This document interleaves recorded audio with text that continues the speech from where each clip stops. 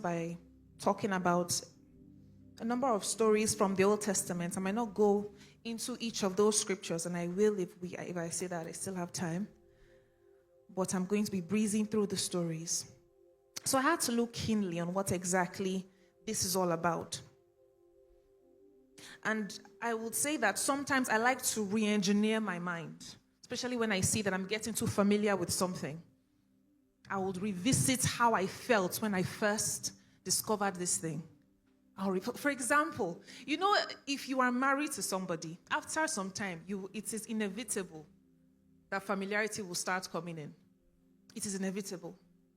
So, as much as it's inevitable, it's important that we are intentional about not getting familiar. So sometimes, I'll look at my husband and I'll be like, how is it when I saw you in Kebbi? Okay. So sometimes I'll be like, Kai, I'm so happy to see you, and you'll be confused. It's 5 years we've been together. But sometimes I'll just be engineering my mind, and that is the key to reenacting encounters too. Especially to ensuring that you get all the blessings and the graces that were attached to those encounters. How to ensure that you maximize an encounter is to re-encounter it. It's to re-engineer your mind as if it's just happening again. And that is why the mind of a man is so powerful. Your mind can mar or make you. And so in order for me to get unfamiliar with the scriptures, what I do is that I tell myself that, Kai, so this Bible, right now in China, they are burning it. And they are looking for those that have it. And in order for people to still, be able to read it, they have to memorize chapters upon chapters, just so they can feed on what they've learned. This Bible is so scarce.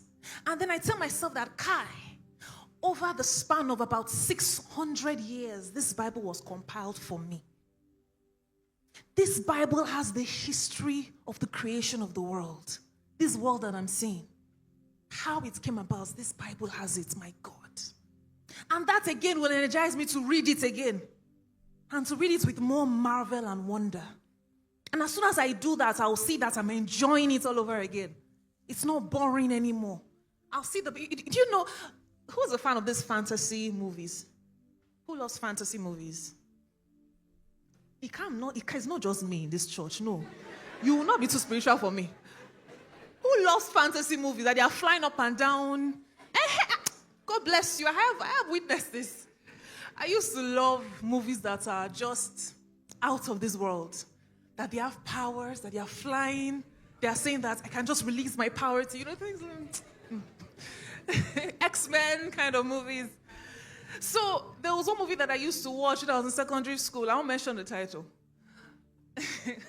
I used to watch it.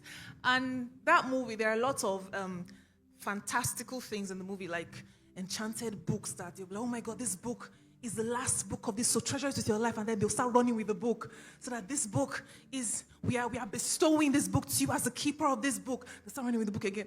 I started seeing the Bible as that. And now just so that I can appreciate it.